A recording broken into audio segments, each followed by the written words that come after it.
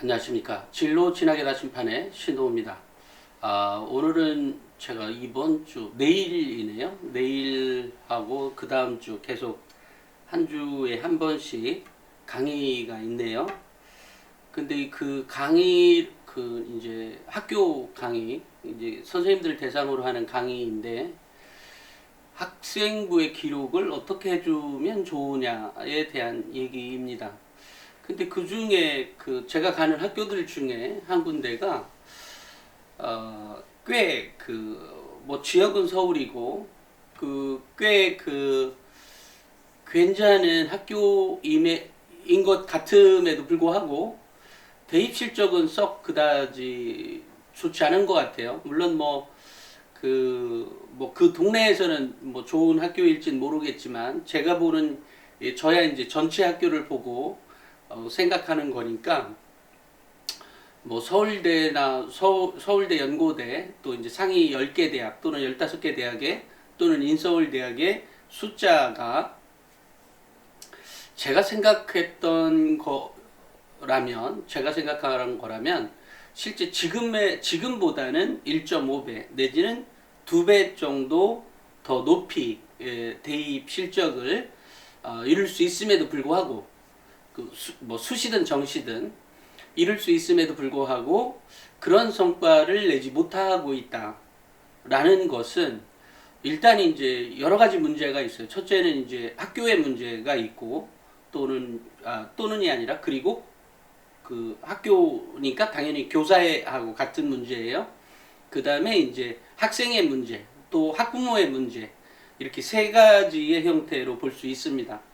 대입 실적은 물론 뭐 학교가 알아서 다 하는 거지라고 생각하면 뭐 그렇게 뭐 할 수도 있지만 사실은 학교의 교장은 그 학생들이 그러니까 현재 다니고 있는 재학생들의 그 어떤 그 학부모하고도 밀접한 관계가 있습니다. 전혀 떨어져서 생각해 볼 수 있는 건 아니에요. 그 이유는 물론 리더십이 강한 교장이 있다면 뭐 학부모는 그렇고 교육은 이런 거야. 이렇게 해야지 대입 실적도 더 잘 나오고 우리 학생들도 더 이렇게 성장시켜 갈 수 있어. 이렇게 생각하는 교장이 대한민국에 넘치고 넘쳐 있다면 아무런 문제가 안 되겠죠. 하지만 대부분의 학교의 교장들은 대부분은 아니고 다수의 교장들은 그런 정말 의식이시 뭐 이런 게 아니라 한마디로 얘기하면 평교사들 저는 뭐 평교사로 교사 생활을 은퇴하는 선생님들도 정말 대단하신 분들이라고 생각하거든요. 물론 이 평교사 출신이 다 대단하다 또 이런 건 아니지만 적어도 누구 눈치 안 보고 정말 학생들에게 온 신경을 다 쓴 교사들이 상당히 많이 있거든요. 물론 뭐 교장 출신이라 그래서 그럼 다 안 좋으냐 또 이런 것도 아닙니다. 그러니까 그만큼 저는 이제 평교사로서 은퇴한 선생님들도 대단한 가치를 갖고 있는 또 신념을 갖고 있는 선생님들도 정말로 많다라는 말씀을 드리고 마찬가지로 교장이라고 해도 그런 신념 속에 이렇게 하는 교장 선생님들도 있지만 그렇지 않은 교장들도 많이 있거든요. 이제 그러다 보니까 사실은 이제 이게 남 눈치를 보는 교장들이 있다는 거죠. 한마디로 얘기하면. 그러니까 교사의 눈치도 봐야 되고 또 학생들의 눈치라기보다는 학부모들의 눈치도 봐야 되니까 사실은 대입 실적이 잘 나온다라고 하는 것은 그러니까 교사와 학생과 학부모들의 관계가 원활하게 될 때 잘 나온다는 것을 의미하는 거예요. 그렇기 때문에 교장도 학부모총회나 이런 데 나와서 뭐가 어떻다 또는 이렇게 협조를 여러 가지 형태로 구하게 되는 거죠. 그런 겁니다. 어찌됐건 최근에 가는 학교들 중에 이제 한 군데가 특히 눈에 띄는데 그 학교의 경우에는 지금보다 조금만 더 바꿔주면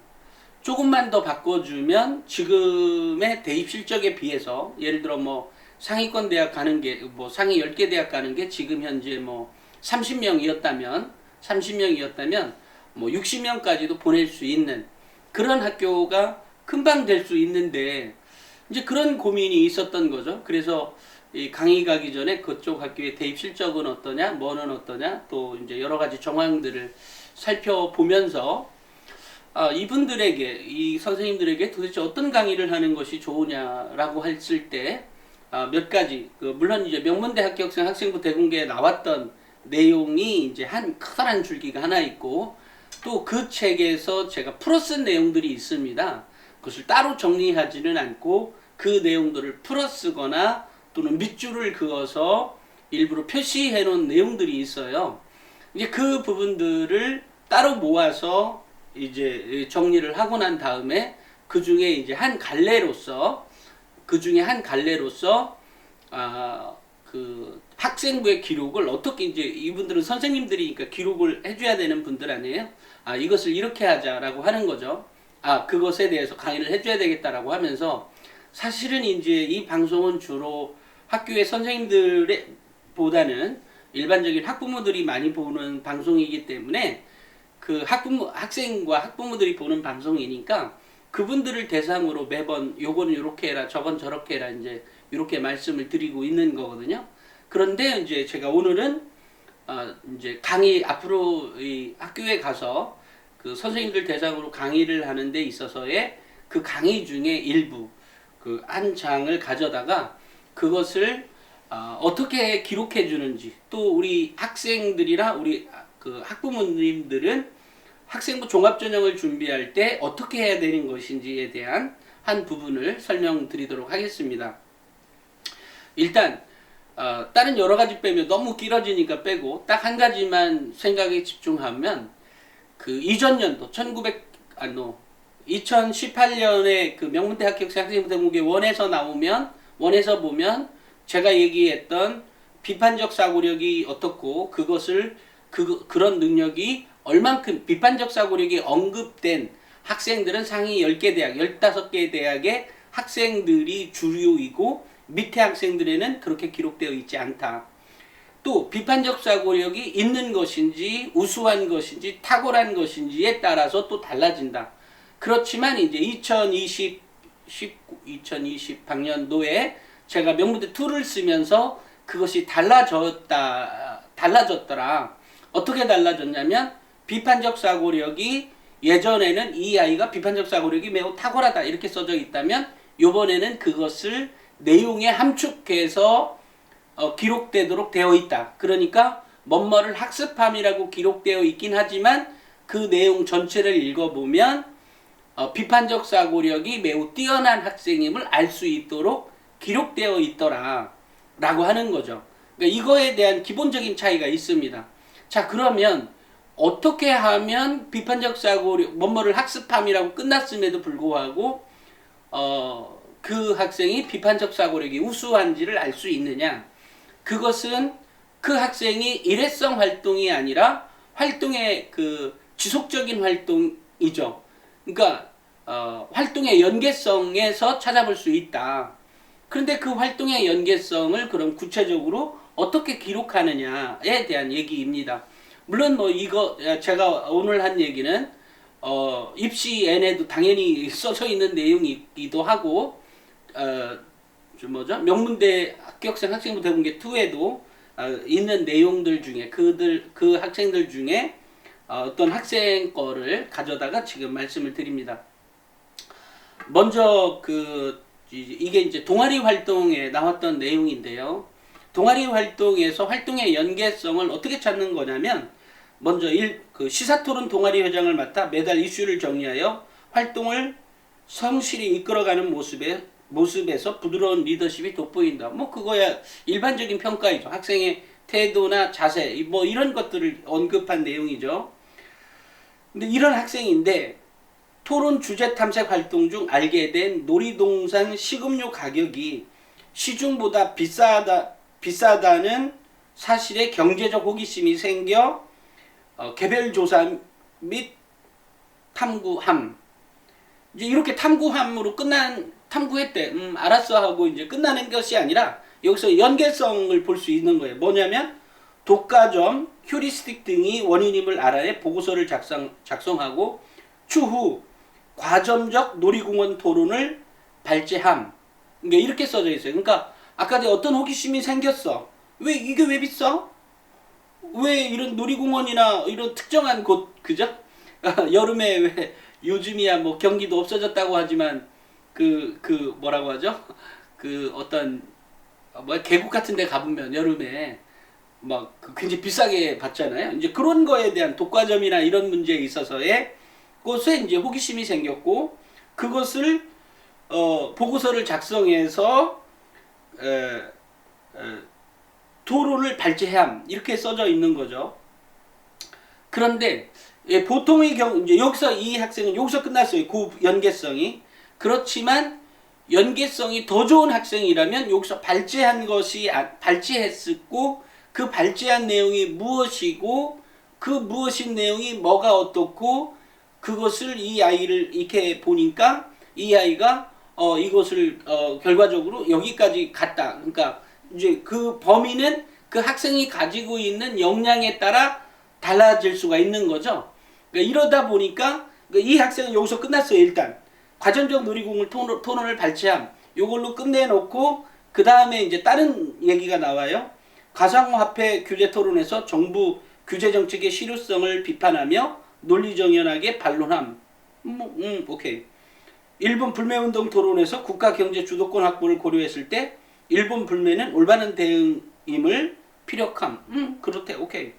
항상 경청하는 태도를 유지하며 부정확한 출처, 용어 정의를 지적하는 능력이 뛰어남. 그러니까 맨 앞쪽에 있었던 부분과 맨 뒤쪽에 있는 것은 이 학생의 토론인데 이 학생은 이것 말고 또 다른 부분이 또 있어요. 있는데 이제 요 부분에서 다 동아리 활동의 모든 것을 다 기록해 있진 않다라는 얘기를 드린 거고 아까 좀 전에 얘기했던 활동의 연계성이라고 하는 것은 아까 얘기했던 토론 주제 탐색 활동 중 알게 된 놀이동산 식음료 가격이 시중보다 비싸다는 사실에 경제적 호기심이 생겨 개별 조사 및 탐구함. 오케이. 여기서 끝나는 것이 아니라 더 나갔죠. 독과점. 그러니까 여기서 끝났으면은 애가 그런 모양이 그렇게 했대. 그렇게 했대. 이제 그런 것들이 주로 이제 요 정도까지 써져 있으려면 아마 인서울급에 해당되지 않을까? 만약에 지방대 가는 학생이라면 이 정도까지는 안 써져 있겠죠. 지방대, 국립대라고 하면 뭐 요번, 2번과 같은 요런 거에 탐구했고 뭐가 어떻대. 요 정도까지는 써져 있을 거라 생각이 듭니다. 근데 이제 한 차원 더 나가서 독과점, 휴리스틱 등이 원인임을 알아내 보고서로 작성하고 추후 과점적 놀이공원 토론을 발제했대. 그러니까 또 이어져야 되는데 물론 여기서는 안 써져 있다면 이 학생이 그만한 활동을 하지 않았거나, 그러니까 활동을 했지만 뭐 특별하지 않았거나 뭐 이제 이랬다는 거겠죠. 그렇게 이해가 되는 거죠. 우리는 여기까지만 읽을 수 있는 거니까 이 학생을 판단할 때. 그러면 그렇지만 이 학생이 한 번 더 나갔는데 그 내용 자체가 독과점 휴리스틱이나 원인임을 알아내 보고서를 작성하고 추후 과점적 놀이공원 토론을 발췌함. 여기까지를 살펴보면 이 학생의 역량이 어느 정도겠구나 라고 알 수 있죠. 그러면서 최근의 현실, 최근에 이제 제가 실용적 실생활 적용 능력이라고 하는 것들이 필요하다 그랬죠. 실생활 적용 능력이 바로 아까 얘기했던 왜 이런 데는 시중보다 비싸? 왜 그랬어? 이건 매우 그죠? 실생활에서 찾을 수 있는 문제점인 거죠. 호기심, 발견해낼 수 있는 호기심인 거예요. 또 마찬가지 가상화폐 규제 문제 역시 정부 규제 정책의 실효성을 비판하고 논리정연하게 반론했다고 하는데 반론했다고 해서 여기서 그 반론의 내용이 뭐냐고 했다면 훨씬 더 우수했겠죠. 훨씬 더 우수한 학생이지만 여기선 반론한 것까지 반론했는데 그닥 선생님이 기록해줄 만큼의 정도는 아니었던 모양이죠. 여기서 끝났어. 그래서 아이가 어느 정도 급은 되지만 그렇다고 해서 어마무시하게 급은 아니네 이렇게 생각할 수도 있고 왜냐하면 이것 하나로 이 동아리 활동 이거 하나로 이 학생의 역량을 다 평가하는 것이 아니죠. 또 다른 여러 가지 세특 활동도 있고 뭣도 있고 있습니다. 그래서 제가 예전에 학교생활 기록부를 보다 보면 자율활동 1학년 때 펼쳐보는 순간 이 아이 급이 딱 나오게 된다 라고 하는 것은 바로 이런 활동의 연계성과 그 학생에서 보여지는 그 짧은 자율활동 1학년 때 써져 있는 내용을 보면 학생의 역량이 어느 정도 보이는 거죠. 물론 그것만으로 다 평가할 수는 없지만 금방 아이가 어디 급이겠구나라고 이제 들어가 보면 역시 성적은 어떻고 뭐가 어떻고가 1학년 1학기 1학년 때 보는 자율활동이 제일 먼저 나오죠. 그 자율활동을 쳐다보는 순간에 어느 정도 읽혀지죠. 읽혀집니다. 아이가 급이 어느 정도겠구나. 그리고 아이의 사고력이 어느 정도겠구나. 이렇게 읽혀지는 거죠. 물론 뭐 그렇다고 하면 1학년 1학기 때 이걸로 다 끝나냐? 물론 그렇진 않죠. 왜냐하면 학생이 더 성장해 갈 수 있는 학생이 어느 정도인지 보일 수도 있으니까.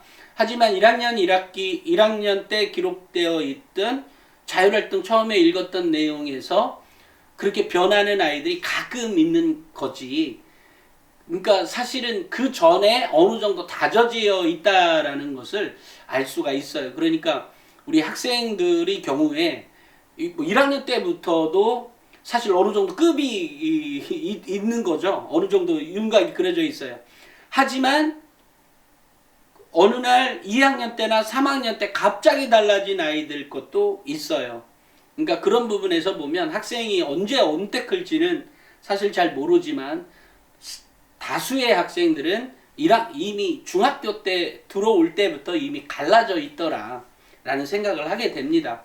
그러니까 뭐 지금 혹시 이 방송을 중학교 학부모가 보고 있다면 고등학교 올라갈 때 아무런 준비를 안 하고 올라가는 것보다는 뭔가 준비를 하면서 아이가 바쁘게 보낸 이 방학 기간을 그 중3 방학이죠. 고1 올라가기 전 때에 그 뭔가 그 바쁘게 활동을 어쨌든 방학 동안에 해 놓을 필요성이 있다라는 생각을 좀 갖습니다. 이런 거를 보면.